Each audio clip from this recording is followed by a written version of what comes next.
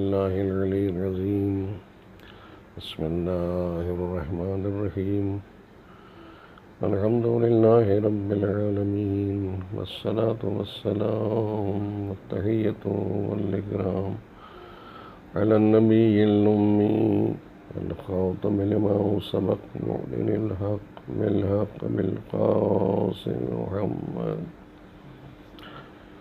وعلى الطيبين الطاهرين المعصومين المظلومين، ولعنة الله على أعدائهم أجمعين. أما بعد، فقد قال الله تبارك وتعالى: وأنجيناه وأصحاب السفينة وجعلناها آية للعالمين. سفینہ نوح کا تذکرہ ہو رہا تھا کہ اللہ نے جناب نوح کو حکم دیا کہ سفینہ تیار کرو، اس لیے کہ طوفان آنے والا ہے۔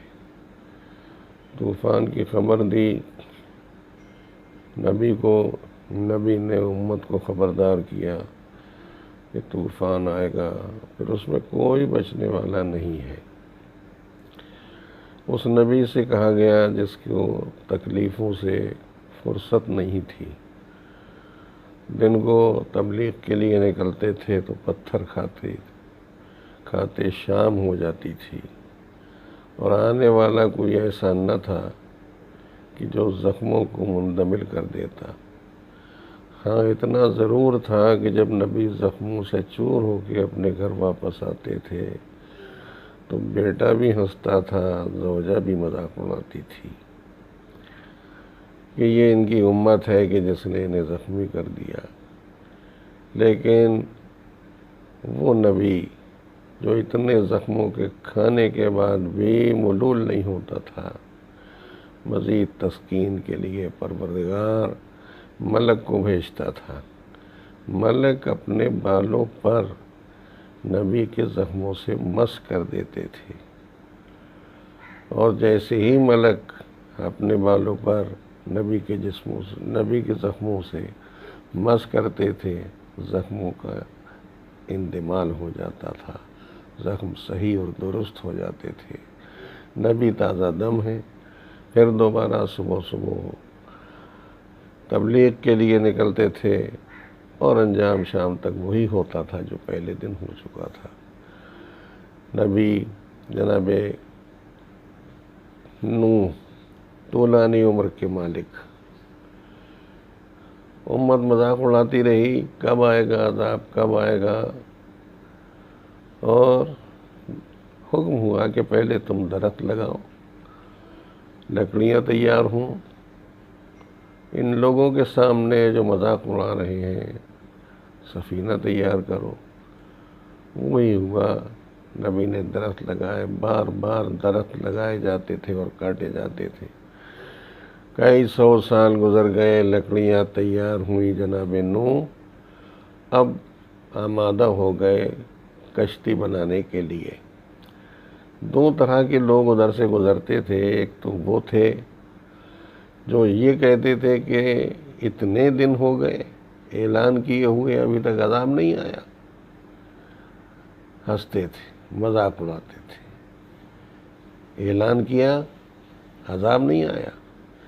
اور اسی کے مقابلے میں کچھ لوگ ایسے بھی تھے جو کہتے تھے کہ یہ نبی ہیں، نبی کی بات جھوٹی نہیں ہو سکتی، نبی کا کہا سچ ہوتا ہے، لہذا نبی نے جو کچھ کہا ہے وہ ہو کے رہے گا، جب عذاب کا وعدہ ہے تو عذاب الہی آئے گا۔ تو یہ کون تھے؟ قرآن کہتا ہے یہ تھے کافر، جو یہ کہتے تھے کہ جو نبی نے کہا ہے اب تک ہوا نہیں، لہذا یہ جھوٹے ہیں، اور ان کی باتوں میں کوئی جان نہیں ہے، کوئی دم نہیں ہے۔ لیکن جو یہ کہہ رہے تھے کہ نبی کی بات ہے، ہو کے رہے گا، عذاب آ کے رہے گا، جو نبی نے کہا ہے اس کا ہونا یقینی ہے، یہ مومن تھے۔ تو معلوم ہے نبی اگر کسی کے آنے کی خبر دیتا ہے تو کافر مذاق اڑایا کرتے ہیں، اور مومن وہ ہوتے ہیں جو آنے والی چیز کا انتظار کیا کرتے ہیں۔ یہ ایک دلیل مل گئی، اگر کسی آنے والے امام کی خبر دی جائے تو اب انتظار کرنے والا مومن ہوگا، مذاق اڑانے والا، ہنسی کرنے والا کافر ہوگا۔ نبی نے حکم خدا کے مطابق لکڑیاں تیار کی، سفینہ تیار ہونے لگا۔ جو اس میں بیٹھے گا وہ نجات پائے گا۔ اور ایسے میں جب طوفان آیا، عذاب، تنور سے پانی ابلنے لگا، کشتی بلند ہونے لگی، جیسے جیسے پانی بڑھتا تھا کشتی بڑھتی بلندی پہ آتی جاتی تھی، یہاں تک کہ لوگ بیٹھنے لگے، نجات پانے لگے۔ جب بھرپور طوفان سامنے نظر آنے لگا، دور تک پانی ہی پانی، درخت پانی میں، مکانات پانی میں، اونچی اونچی پہاڑیاں پانی میں، سب کچھ پانی میں نظر آ رہا تھا، مگر یہ عذاب کا پانی تھا، وعدہ الہی کے مطابق آ چکا تھا عذاب۔ اب نبی نے آواز دی، لا عاصم الیوم، آج کے دن کوئی بچانے والا نہیں ہے، عذاب الہی سے کوئی بچانے والا نہیں ہے، کوئی رشتہ دار ہو، جانے والا ہو، دوست ہو، قریبی ہو، دور کا رہنے والا ہو، کوئی بھی ہو، جو کشتی میں سوار ہوگا وہ نجات پائے گا، اور جو کشتی کو چھوڑ دے گا وہ گمراہ ہو جائے گا، ڈوبے گا اور ہلاک ہو جائے گا۔ کشتی چلی تیزی کے ساتھ موجوں سے ٹکراتی ہوئی، وعدہ الہی ہے، بیٹا ڈوبنے لگا۔ نبی نے آواز دی فطرت کے مطابق، دل میں درد اٹھا، بیٹا ہے میرا، پالنے والے میرا بیٹا ہے، پالنے والے میرا بیٹا ہے، بچا لے۔ اللہ عاصم الیوم، آج کے دن کوئی نہیں بچائے گا۔ بیوی ڈوب گئی، بیٹا ڈوب گیا، جتنے کشتی میں سوار ہوتے گئے وہ بچتے گئے، اور جو کشتی کو چھوڑتا گیا وہ ڈوبتا گیا، ہلاک ہوتا گیا۔ سفینہ آگے بڑھا، اس منزل پہ پہنچا، پہاڑیوں کو زیر آب کرتا ہوا سفینہ، آج جہاں خانہ کعبہ ہے، خلیل خدا نے جس جگہ کعبے کی تعمیر کی تھی، اس منزل پہ، اس جگہ حرم کی جگہ قرار پائی جہاں آدم بھی ٹھہرے تھے۔ راج نو سفینہ لے کے آ گئے۔ اب سفینہ آگے بڑھتا رہا، لیکن جہاں کعبے کی تعمیر ہوئی ہے وہ جگہ، وہ حرم الہی، گویا بیت الہی کی منزل تھی جہاں پہ سفینہ آ کے رکا، اور آگے بڑا ہونا تو چاہیے تھا کہ کعبہ ڈوب جاتا، جو کعبے کی حدیں ہیں وہ زیر آب ہو جاتی، لیکن پانی رکا، عذاب کا پانی تھا، اور اس طرح رکا کہ معلوم ہو جائے کہ سرحد بیت کیا ہے، یعنی خانہ کعبہ کی دیواریں جہاں پہ اٹھائی گئی ہیں وہاں پہ پانی رک گیا دیوار بنا کے۔ جب عذاب کا پانی دیوار بنا کے رک گیا تو یہ پانی نہیں رکا تھا، بلکہ سرحد بیت کو پہچنوایا جا رہا تھا، اور سرحد بیت کو اس لیے اس طرح سے پہچنوایا جا رہا تھا کہ جب عذاب الہی سرحد بیت کو نہیں چھو سکتا تو دامن اہل بیت کو کیا چھو سکے گا۔ یہ اشارہ تھا کون عذاب سے بچے گا اور کون عذاب میں غرق ہوگا اور ڈوب جائے گا۔ کشتی ایک ایک کی نشاندہی کرتی چلی، زمینیں ڈوب گئیں، دریا پانی سے مل گئے، اونچے اونچے پہاڑ پانی کے اندر غرق ہو گئے، اونچے اونچے درخت، جنگل، بیابان، صحرا، آبادیاں ڈوبتی رہیں، لیکن وعدہ الہی کہ ہم سب کو غرق کر دیں گے، لیکن جو سفینے پہ سوار ہو جائے گا اس کو ہم بچا دیں گے۔ کون بچے گا؟ سفینے کا سوار، سفینے سے جسے محبت ہوگی، سفینے سے جسے لگاؤ ہوگا اور الفت ہوگی، وہی نجات پانے والا قرار پائے گا۔ عذاب الہی سے بچنے والا کون ہوتا ہے؟ جو سفینے کا سوار ہوتا ہے۔ نبی کے پاس بیٹھنا اور ہے، سفینے پہ بیٹھنا اور ہے۔ اور جب یہ منزل ہے تو انبیاء کے اس سلسلے میں جہاں پروردگار عالم نے وعدہ کیا تھا کہ ہم ان کو مخصوص زندگی عطا کرتے ہیں، تو انبیاء کا سلسلہ ہے، انبیاء کا تذکرہ ہے۔ ایک طولانی عمر پانے والے نبی نے سفینے کا مظاہرہ کیا، بنایا سفینہ، لے کے چلے، یہ بھی بتا دیا کہ ڈوبے کا کون، بچے کا کون، نجات کون پائے گا۔ نجات پانے والے کشتی میں سوار ہو گئے تو اتنا تو طے ہو گیا کہ نجات اصحاب نبی کے لیے نہیں ہے، اصحاب سفینہ کے لیے ہے۔ نبی والا ہونا اور ہے، سفینے والا ہونا اور ہے۔ تو جو سفینے سے وابستہ ہوگا وہ نجات پائے گا۔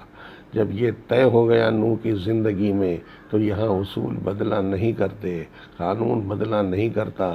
جب اصول اور قانون بدلا نہیں کرتے تو قانون وہی رہے گا جو سامنے آ چکا نوح کے زمانے میں، دستور وہ رہے گا جو جناب نوح کے زمانے میں پیش کیا جا چکا۔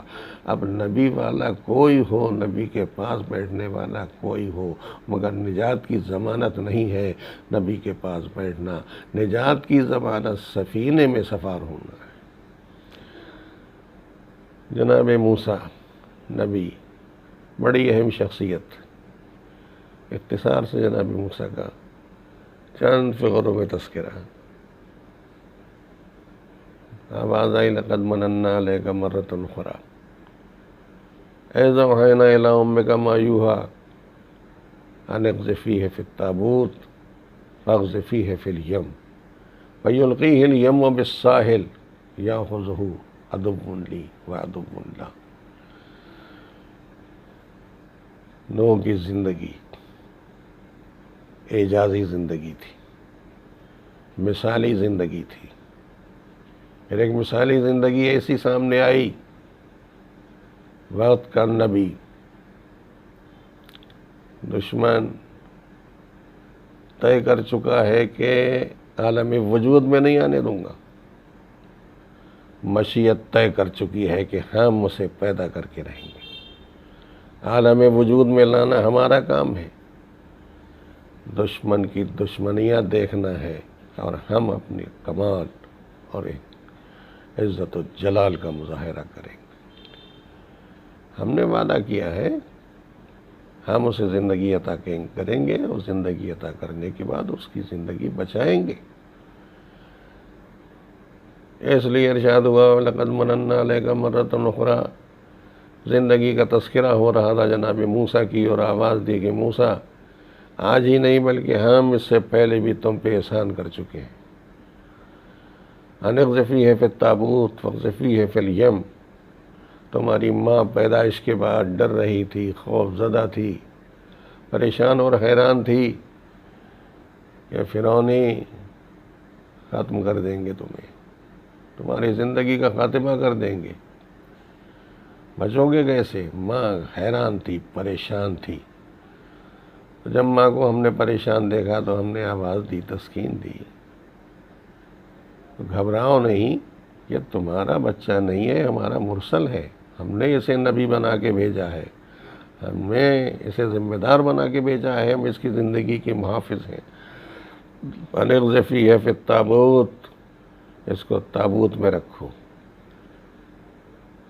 اور تابوت کو بند کرو، اور بند کر کے پانی میں ڈھکیل دو، پانی دریا کی موجوں کے حوالے کر دو، اور جب دریا کی موجوں کے حوالے کر دو گی تو تمہیں بے پرواہ ہو جانا چاہیے۔ ماں ہو، دل میں تمہارے مادری محبت ہے، لیکن بچانے والے ہم ہیں، محافظ ہم ہیں۔ مادر موسیٰ نے بچے کو پیدائش کے بعد صندوق میں رکھا، صندوق کو بند کیا، بند کر کے دریا کی موجوں کے حوالے کر دیا۔ صندوق چلا تیزی کے ساتھ، موجوں سے ٹکراتا ہوا چلا، ادھر فرعون اس فکر میں تھا کہ وہ بچہ پیدا نہ ہو جائے کہیں بنی اسرائیل میں. گھر گھر کی تلاشی لی جا رہی تھی اور بچے قتل ہو رہے تھے. 70,000 بچے قتل کر دیے گئے ایک موسیٰ کی پیدائش کی وجہ سے. موسیٰ کے وجود کے خطرے سے حیران و پریشان تھا فرعون. فرعون ہی حیران تھے، عاجز تھے، پریشان تھے، کیسے ختم کر دیں، کیسے ان کے وجود کا خاتمہ کر دیں، کہاں ہے کہاں نہیں ہے، کس گھر میں ہے. لیکن جب اللہ نے وجود عطا کیا اور دیا مادر موسیٰ سے، تم بچے کو صندوق میں رکھو اور صندوق کو دریا میں پھینک دو. مادر موسیٰ نے وہی کیا جو حکم پروردگار تھا، اور ہونا چاہیے تھا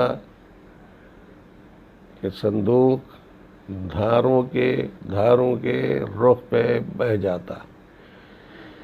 جدھر دھارے چل رہے تھے اسی طرف صندوق بھی بہہ جاتا. لیکن دوسری سمت محل تھا فرعون کا، جہاں اپنی خاتون آسیہ کے ساتھ تفریح کے لیے کھڑا ہوا تھا. موجوں کو اٹھتے ہوئے بیٹھتے ہوئے دیکھ رہا تھا، مظاہرہ کر رہا تھا. اتنے میں سامنے سے آتا ہوا ایک صندوق دکھائی دیا. صندوق کا دیکھنا تھا، دل کی دھڑکنیں تیز ہو گئیں. فرعون گھبرا رہا ہے، فرعونیت لرز رہی ہے، پریشان ہے، حیران ہے. کہنے لگا ایسا معلوم ہوتا ہے کہ اس میں کوئی بچہ ہے. ایک بچے سے اتنا خوف زدہ وقت کا خدا، خدائی کا دعویٰ کرنے والا. خدائی کا دعویٰ کر لینا اور ہے، لیکن نبوت اور نبوت کے کمالات کا مظاہرہ کرنا یہ مشیت الہی کے مطابق یہ عجیب منزل ہے. آسیہ معلوم ہوتا ہے اس میں کوئی بچہ ہے. آسیہ نے کہا اگر بچہ ہے تو یہ کیا فکر ہے، اٹھا لے. اگر وہی ہے کہ جس کے لیے خطرہ محسوس کر رہا ہے تو اسے قتل کر دیا جائے گا. آسیہ کا اشارہ پا کے آگے بڑھ گیا فرعون. فرعون کے بڑھتے ہوئے قدم آواز دے رہے تھے کہ یہ وقت کا خدا ہے جو وقت کے نبی سے اتنا گھبرایا ہوا ہے، اتنا لرزہ بر اندام ہے کہ کہتا ہے کہ کہیں وہی بچہ نہ ہو، وہی بچہ نہ ہو. اور آسیہ نے اپنا وجود ظاہر کر دیا. یہ خدا کو ماننے والی کنیز آسیہ ساحل پہ کھڑی ہے، پہلو میں کھڑی ہے، مگر ہمیں پوچھنے کا حق ہے کہ آسیہ تم ایسے کافر کی پہلو میں کیوں؟ زوجیت کی وجہ سے. فرعون نے مجھے اپنی زوجہ بنایا، لہذا مجھے ساتھ رہنا ہے. کہ تم صاحب ایمان، مومنہ، یہ کافر، خدائی کا دعویٰ کرنے والا جھوٹا، تو اس کی زوجیت میں تم جیسی کنیز کو دیکھنا مناسب نہیں معلوم ہوتا. جب نہیں آسیہ آواز دیں، یقیناً ایسا ہی ہے. خدائی کا دعویٰ کرنے والا اپنی زوجیت میں مجھے لے کے آیا ہے، لیکن عجب نہیں پروردگار نے اسی لیے بھیجا ہو کہ اس گھر میں ایک آنے والا نبی بھی ہے، اس کی پرورش بھی ہونا ہے. پرورش کسی کافر کے ہاتھوں نہیں ہوگی بلکہ مومن کے ہاتھوں ہوگی. اس لیے مومنہ کو زوجیت میں دینا اللہ نے گوارا کر دیا. اور جب زوجیت میں دینا گوارا کر دیا تو وہ وقت آیا، فرعون نے ہاتھ بڑھائے، صندوق پیچھے ہٹ گیا، خود پیچھے ڈر کے ہٹا، پھر ہاتھ بڑھائے، پھر صندوق آگے. ایک مرتبہ آواز آئی. کس کی آواز؟ آسیہ کی. زن فرعون، ہٹ جا، تیرے ہاتھوں میں یہ بچہ نہیں آ سکتا. بچے کا نام سن کے گھبراہٹ اور بڑھی. ایک مرتبہ دل کے اطمینان کے ساتھ آگے بڑھی آسیہ، ہاتھ آگے بڑھایا، ایسا لگا کہ ادھر سے ہاتھ بڑھ رہے تھے، ادھر سے موسیٰ جیسا نبی بڑھ رہا تھا کہ استقبال کے لیے آسیہ کھڑی ہوئی تھی۔ بچہ ہاتھوں میں آ گیا، دنیا کے سامنے قدرت کا یہ کرشمہ بھی آ گیا کہ خدا جس کی حفاظت چاہتا ہے اس کو کوئی مٹا نہیں سکتا اور دنیا سے فنا اور برباد نہیں کر سکتا۔ وقت آگے بڑھا، پرورش ہونے لگی۔ موسیٰ جن کے لیے کہا گیا تھا لَقَدْ مَنَنَّا عَلَيْكَ مَرَّةً أُخْرَىٰ، ہم تمہاری پرورش کریں گے، تم پر احسان کریں گے۔ یہاں احسان ہوا، لیکن اس کے بعد ضرورت ہوئی، وقت ہوا تو زندگی کے حالات، کرشمے، کمالات، یہ تو واضح ہو چکا تھا کہ اللہ نے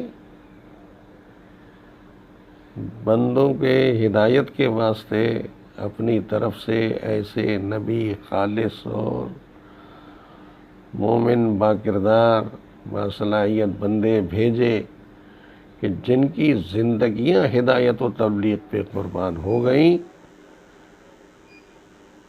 زندگیوں کی قربانی کے ساتھ ساتھ دین بھی بچ گیا اور دین کے ماننے والے بھی بچ گئے۔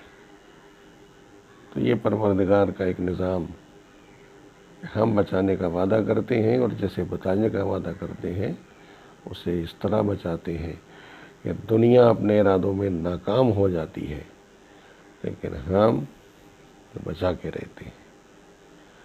تو اسی لیے تذکرہ کیا گیا ایمان کا، ایمان والوں کا، اور وہ کہ جو دل میں تقوی الہی رکھتے ہیں اور خدا کی بارگاہ میں سجدہ ریز ہو جاتے ہیں، اللہ ان کی حفاظت کرتا ہے۔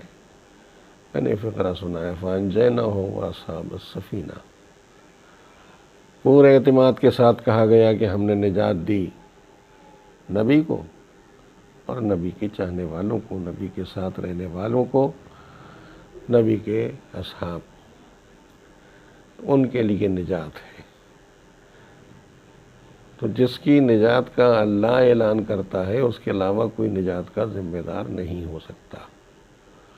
علامتیں معین کر دی گئیں، نشانیاں دے دی گئیں اور شخصیت و کردار کو واضح کر دیا گیا، اس لیے کہ نبی کی زندگی ایک مثالی زندگی ہوتی ہے، نبی کی زندگی باکمال زندگی ہوتی ہے۔ ہر ایک حق نہیں رکھتا ہے کہ نبی کے کاندھوں پہ قدم رکھ دے، ہر ایک کو اختیار نہیں ہے کہ نبی کے پشت پر سوار ہو جائے۔ یہ نشانیاں ہیں، علامتیں ہیں، اور ایسی علامتیں ہیں کہ دنیا انہیں بچہ نہ سمجھے بلکہ ان کا کردار، ان کی سیرت، ان کی شخصیت اور ان کی پاک و پاکیزہ زندگی اس قابل ہے کہ رسول ہو کے انہیں اپنے دوش پہ سوار کرتا ہے۔ اور وقت آتا ہے کہ جب یہ پشت پر رسول کے سوار ہوتے ہیں تو سجدے کو طول دیا جاتا ہے تاکہ پتہ چل جائے کہ حسین کی شخصیت کا نام ہے، حسین کی ذات گرامی کا نام ہے۔ نبی نے نواسے کو جو پشت پہ سوار ہو چکا تھا چاہا کہ اتارے، لیکن سجدے کو طول دینا پڑا، اور سجدے کی حالت میں حسین کا سوار ہو جانا، یہ عمل جاری رہا اور اس کو منقطع نہیں کر سکے رسول۔ چاہا تو کہ ہاتھ آگے بڑھائیں اور حسین کو پشت سے اتار دیں، لیکن وحی کا لانے والا، پیغام کا لانے والا، ہر چیز اللہ کی طرف سے پیغام کی شکل میں پہنچانے والا ملک آ کے ہاتھ پہ ہاتھ رکھ دیتا ہے۔ اللہ کے رسول، مرضی پروردگار یہی ہے کہ حسین آپ کے پشت پر سوار رہیں۔ نبی سجدے کو طول دیتے جا رہے ہیں، سبحان ربی الاعلیٰ و بحمدہ، سبحان ربی الاعلیٰ و بحمدہ سجدے کو اتنا طول دیا کہ 70 مرتبہ تک کا لکھا گیا ہے کہ نبی کو کہنا پڑا سبحان ربی الاعلیٰ و بحمدہ. اتنا طولانی سجدہ. اور یہ سجدہ کس کے نام لکھا گیا؟ بڑی جماعت کے نام، اصحاب کرام کے نام، چاہنے والوں کے نام نہیں، نبی کا سجدہ تھا. نواسے کے نام لکھا گیا. نبی اپنی پشت پر نواسے کو سوار کیے ہوئے تھا، پیشانی سجدے میں تھی، زبان پہ ذکر خدا تھا سبحان ربی الاعلیٰ و بحمدہ. 70 مرتبہ نبی کو کہنا پڑا. چاہتے تو حسین کو ہٹا دیتے، مگر حسین کو اپنی پشت سے نہیں ہٹایا کہ جب تک اپنی مرضی سے حسین پشت سے نہ اتر آئیں اس وقت تک نہ ہٹانا. یہ ملک کی آواز تھی. نبی کا شانہ پکڑ کے روک لیا، اٹھیے گا نہیں، اور اس وقت تک نہ اٹھیے گا جب تک حسین سجدے میں رہیں. جب تک چاہیں نبی سجدہ کرتے رہیں گے، حسین جب اٹھیں گے تب نبی کا سجدہ تمام ہوگا.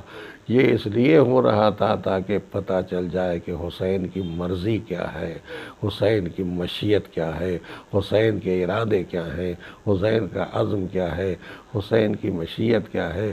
اور حسین کی عظمت و حیثیت کو پہچانوانے کے لیے جب سجدے کو طول دیا تو یہ سوچنا پڑتا ہے کہ نبی سجدے کو طول دے رہے تھے، حسین پشت پر سوار تھے، پشت پیغمبر پر حسین. چاہتے تو ہٹا دیتے، نہیں، صرف اتنا سوچنا ہے کہ بات کیا تھی. اور یہ بات جو کچھ بھی رہی نہیں ہو، حسین بہرحال پشت پیغمبر پہ تھے، پیغمبر کی پیشانی سجدے کی حالت میں تھی. یہ کیفیت ہو گئی مدینے کی مسجد میں، حالت سجدہ میں یہ انداز سامنے آ گیا. مگر دیکھنے والوں نے کیا دیکھا؟ کسے پتہ چلا؟ کیسے پتہ چلا؟ کیسے کوئی واقف ہوا کہ پشت پیغمبر پر حسین تھے، ملک نبی کا ہاتھ روکے ہوئے تھا. سجدے سے سر نہ اٹھائیے گا جب تک حسین اپنی مرضی سے اتر نہ آئے. یہ مشیت پروردگار ہے. یہ کس نے دیکھا؟ اور یہ خبر تاریخ کے حوالے کس نے کر دی؟ تاریخ کے حوالے یہ خبر نہ ہوتی اگر کسی نے سر اٹھا کے دیکھا نہ ہوتا. اس کا مطلب یہ ہے کہ جو اور لوگ نبی کے پیچھے سجدہ کر رہے تھے وہ سر اٹھا کے یہ کیفیت دیکھ رہے تھے کہ کیوں نبی سجدے کو اتنا طول دے رہے ہیں، اتنا طولانی سجدہ کیوں مدینے کی مسجد میں ہو رہا ہے.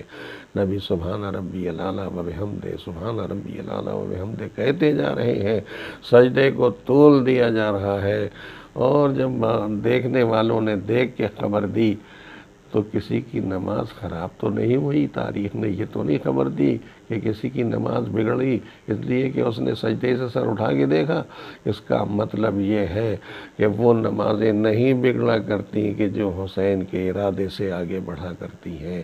اگر حسین کی نیت ہو، حسین کا ارادہ دل میں ہو تو وہ ارادہ پاک ہوتا ہے اور عبادت الہی میں شامل ہو جایا کرتا ہے. تو اتنا پاکیزہ ارادہ اس منزل پہ حسین پشت پیغمبر پہ سوار ہے.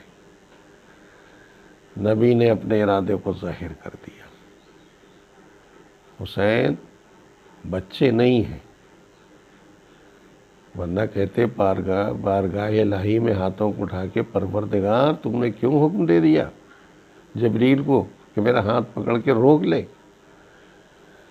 یقیناً پیغمبر بتانا چاہتے تھے، خاموش رہ کے ملک ظاہر کرنا چاہتا تھا، پروردگار ملک کے ذریعے آگاہ کرنا چاہتا تھا کہ یہ سجدہ کسی اور کا سجدہ نہیں ہے، نبی کے نواسے کا سجدہ ہے. یہ ارادہ، یہ مشیت کسی اور کی نہیں ہے. حسین اگر سجدے کی حالت میں بھی آ جائیں تو عبادت الہی بن جاتا ہے. حسین کی ذات عبادت الہی، اور جب حسین کی ذات عبادت الہی ہے تو اب ظاہر سی بات ہے کہ عبادت الہی پہ وقت آئے گا، دین پہ وقت آئے گا تو کوئی اور نہیں بچائے گا، حسین کے علاوہ کوئی اور ذات نہ ہوگی جو قربانی کا جذبہ لے کے میدان عمل میں آ جائے۔ ماں کا بھی ارادہ تھا، ذکر ہوتا تھا، تذکرے کو ماں نے بھی سنا تھا، ایسا واقعہ ہوگا حسین کے ساتھ، اور ماں نے آواز دی، بابا یہ واقعہ ہوگا کب؟ میں ہوں گی؟ کہا نہیں۔ علی ہوں گے؟ نہیں۔ حسن ہوں گے؟ نہیں۔ کہا آپ ہوں گے؟ کہا نہیں۔ کہا پھر کون ہوگا؟ کہا تنہا حسین ہوں گے، حسین کے گھر والے ہوں گے، حسین کا گھرانہ ہوگا، اور لے کے حسین کربلا کے جنگل میں آ جائیں گے دین کی حفاظت کے لیے۔ کہا بابا اتنا بتا دیجئے، جب ایسا واقعہ ہوگا، اکیلا حسین ہوگا میرا، تو میرے لال حسین پہ گریہ کون کرے گا، روئے گا کون؟ پیغمبر نے تسکین دی، بیٹی فاطمہ گھبرانا نہیں، وقت آئے گا، جب دین پر وقت آئے گا تو دین کی حفاظت کے لیے تیرا لال حسین کربلا میں آئے گا، اور جب کربلا میں آنے کے بعد حسین اپنی قربانی پیش کرے گا تو حسین کی عظمت، حسین کا جلال، حسین کی شان و شوکت اور حسین کی شخصیت کو دنیا پہچانے گی۔ صدیاں گزر جائیں گی، حسین کا تذکرہ نہ مٹے گا، زمانہ گزر جائے گا، حسین کے اوپر بہنے والے آنسو نہ تھم سکیں گے۔ اللہ قوم پیدا کرے گا جس کے جوان جوانوں کا ماتم کریں گے، بچے بچوں کا ماتم کریں گے، بوڑھے بوڑھوں کا ماتم کریں گے، عورتیں عورتوں کا ماتم کریں گی۔ یہ ماتم کا سلسلہ رکنے والا نہیں ہے، زمانہ بدلتا رہے گا، حالات بدلتے رہیں گے، لیکن ذکر حسین بھی زندہ اور باقی رہے گا۔ یہ رونا، یہ گریہ، یہ ماتم، زمانہ گزر گیا، صدیاں گزر گئیں، مٹانے والے ختم ہو گئے اور مٹ گئے، لیکن ذکر حسین باقی ہے، تذکرہ حسین زندہ ہے اور باقی رہے گا اور زندہ رہے گا۔ وعدہ نبی ہے، وعدہ الہی ہے، ماں کے دل کی تمنا ہے، اور جب ایک ماں کے دل کی تمنا ہے تو اندازہ تو ہوتا کہ ایک ماں کس طرح اپنے اولاد کی قربانی کے لیے تیار ہو جاتی ہے۔ یہاں صورتحال یہ تھی کہ ماں تو تیار ہے، لیکن یہ کہہ دیا گیا کہ تم نہیں ہوگی، تم کربلا میں نہیں ہوگی۔ ہاں اس ماں کے دل پہ کیا گزری ہوگی کہ جس نے یہ سنا ہوگا کہ کربلا ہوگی اور شہادتوں کو دیکھنے کے لیے میں کربلا میں نہ رہوں گی۔ اشارہ تھا، حسین اکیلے نہ ہوں گے، پورے عزم اور حوصلوں کے ساتھ گھرانہ حسین کے ساتھ چلے گا۔ فاطمہ کی جگہ حسین اپنی بہن زینب کو ساتھ لے کے جائیں گے۔ ام کلثوم، کڑی الجوان علی اکبر۔ وہی ہوا کہ حسین جب کربلا کے لیے چلے، حسین نے کہا کس کس کو جانا ہے، ہر ایک تیار ہو گیا، مختصر جماعت تھی جو کربلا کی طرف چلتی۔ اون و محمد، زینب کی یادگار، مسلم کی پسر، علی اکبر، اون و محمد، ہاں پورا قافلہ تیار ہو گیا۔ کیا دل پہ گزرتی ہوگی زینب کے اور حسین ابن علی کے جب ان جوانوں اور بہادروں کے چہروں پہ نظر پڑتی ہوگی۔ بڑی سخت منزل تھی، راستہ طے ہوا، چلے ہیں مدینے سے، مکے پہنچے، حج کو ترک کیا، اس لیے کہ دشمن آ چکا تھا، یزیدی فوج اسلحہ لے کے حاجیوں کے بھیس میں کربلا کربلا کے ارادے سے پہنچ چکی تھی. ابھی مکے میں تھی فوج. حسین نے مکے کو چھوڑ دیا. چلے حسین ابن علی اپنے بھائی مسلم کو کوفے بھیج دیا. راستے میں مسلم کی شہادت کی خبر آ گئی. ہائے مسلم جیسا جری و بہادر و سورما و ساونت و غازی، جس کے لیے حسین ابن علی نے 2 فقرے کہے تھے 2 شخصیتوں کو ملا کے، ایک مسلم اور ایک ابو الفضل العباس، وفاؤں کا پیکر. حسین نے کہا تھا لی یدان، مجھے 2 ہاتھ ملے، اور ایک ہاتھ وہ تھا جو کربلا میں قطع کر دیا گیا اور ایک وہ تھا جو کوفے میں قطع کر دیا گیا. اس کا تذکرہ کرتے کرتے حسین ابن علی کربلا پہنچ گئے. 2 محرم خیمے نصب ہوئے. 3 محرم کو خیمے ہٹائے گئے. یزیدی لشکر آ گیا اور شمر نے آواز بلند کی، قریب نہ آنے دینا پانی کے. پسر سعد لشکر کا کمانڈر ہے. فوجیں بڑھتی جا رہی ہیں، یہاں تک کہ حسین اپنے ساتھیوں کو، میرے ساتھیوں جا سکتے ہو چلے جاؤ. حسین نے آزمانا چاہا، کہا آقا جانے کے لیے نہیں آئے ہیں. شب عاشور تھوڑی دیر کے لیے امام کی آنکھ لگ گئی.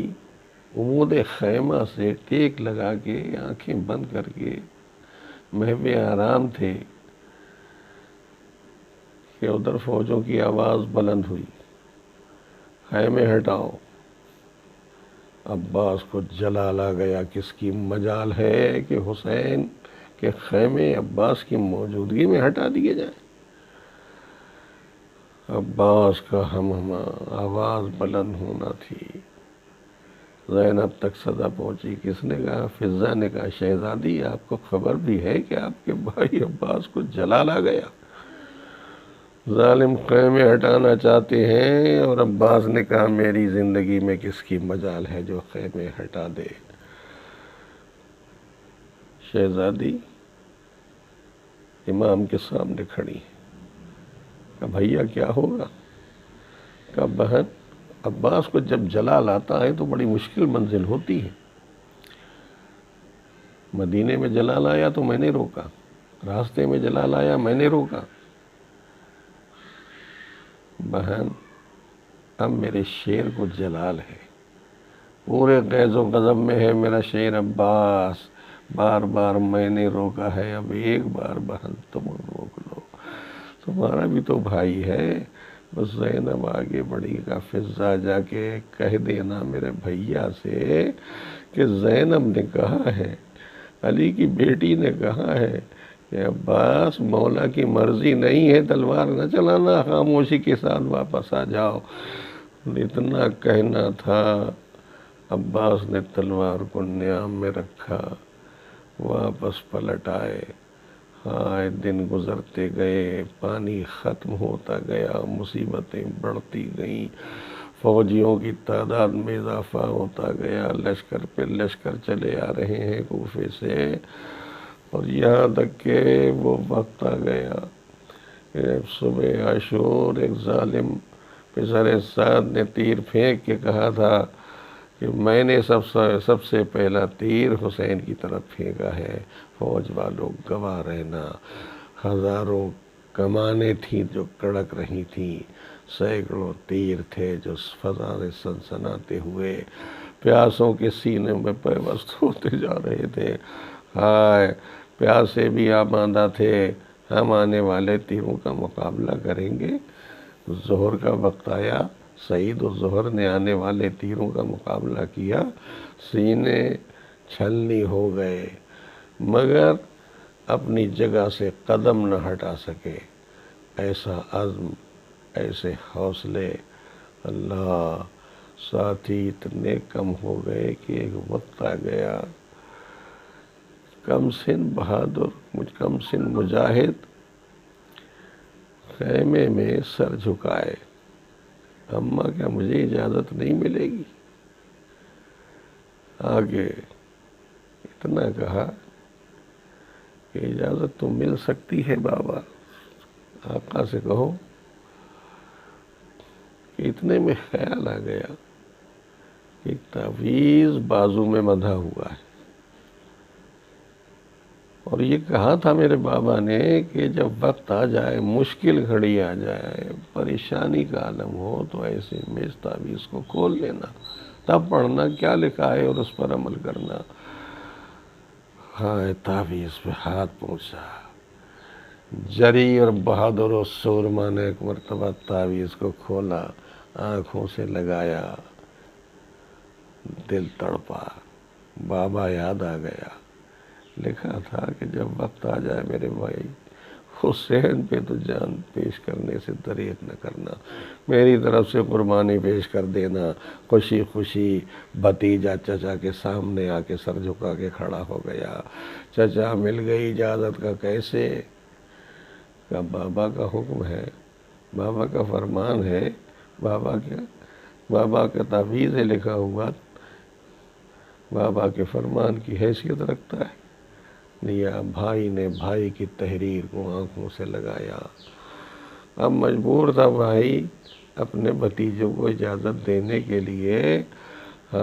قاسم جیسا نونہال من چلا بہادر ایک مرتبہ آیا، اماں اجازت مل گئی۔ خیمے میں آواز گونجی، بیویوں نے سنا، دل تڑپ گئے۔ ہائے اب شہزادہ بھی جا رہا ہے، قربانی کے لیے قاسم جا رہے ہیں، خدا حافظ۔ اتنے کم سن تھے کہ خود گھوڑے پہ سوار ہونے کے قابل نہ تھے، یہ کم سنی کا عالم تھا۔ تلوار لی، مگر فوجوں پہ نظر کر کے ایک مرتبہ فیصلہ کر لیا کہ ادھر سے آواز آئی چچا کی۔ کون چچا؟ اب دوسرا چچا آواز دے رہا ہے، ابو الفضل العباس، بیٹا قاسم گھبرانا نہیں، تمہارے دادا نے بڑی صفوں کو الٹا ہے۔ جری نے جری کو اشارہ کیا، گھوڑے پہ سوار ہوئے، چچا کو سلام کہا، دوسرے چچا کو اشارہ کیا، خدا حافظ۔ دشمن کی فوج سامنے آئی، تلواریں تیزی تیزی کے ساتھ بڑھنے لگیں، نیزے بلند ہونے لگے۔ کم سن مجاہد کے مقابلے پہ اتنا بڑا لشکر، طوفان کی طرح لشکر بڑھتا چلا جا رہا ہے، اور طوفانی شکل میں ارادے آگے بڑھتے جا رہے ہیں۔ ایک مرتبہ آواز دی، چچا خدا حافظ۔ عباس نے اتنا کہا، بیٹا تمہارے دادا نے بڑے بڑے سورماؤں کو پچھاڑا ہے، گھبرانا نہیں، تمہارے سامنے جو بہادر آ رہا ہے ارزق شامی ہے، نام ہی ہے، مگر تمہارے حوصلوں کے سامنے اس کی کوئی حیثیت نہیں ہے۔ آگے بڑھے، حملہ کیا، اور ارادے میں کامیابی ہوئی۔ چند لمحوں میں زمین پہ ڈھیر ہوتا ہوا دشمن نظر آیا، چاروں طرف سے فوجیں ٹوٹ پڑی۔ ادھر سے جب چاروں طرف سے فوجیں ٹوٹی، حملے پہ حملے ہونے لگے، گھوڑوں کی ٹاپوں نے بدن نازنی کو رون کے رکھ دیا۔ ہائے آواز دی، چچا، اے میرے چچا۔ گھوڑوں کی ٹاپیں بدن نازنی پہ پڑتی جاتی تھیں، اور قاسم آواز دیتے جاتے تھے، میرے چچا مجھے بچا لو، میرے چچا میری مدد کو آؤ۔ ادھر سے حسین چلے، ادھر سے عباس چلے، دونوں بہادروں نے فوجوں کو گھیرا، ایک ہی حملے میں فوجوں کو تو پسپا کر دیا اور دور تک بھگا دیا۔ لیکن بھتیجا، اتنے گھوڑوں کی ٹانپیں بدن پہ پڑی تھیں کہ پہچاننا بدن کا مشکل ہو رہا تھا۔ ہائے ماں کیسے دیکھے گی اس نازنی کے بدن کو جہاں کوئی ٹھکانہ نہ تھا، ہر ایک تھوڑے تھوڑے فاصلے پہ سيعلم الذين ظلموا